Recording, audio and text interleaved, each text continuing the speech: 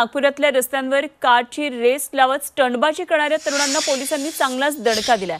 नागपूर अमरावती मार्गावर हे तरुण भरधाव वेगाने कार चालवत स्टंटबाजी करत होते आणि या तरुणांनी सोशल मीडियावर याचा व्हिडिओ सुद्धा अपलोड केला।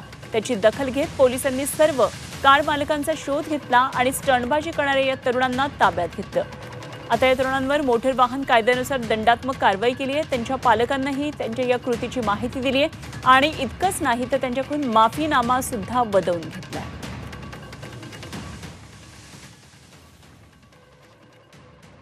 नागपूरमधली ही घटना आहे।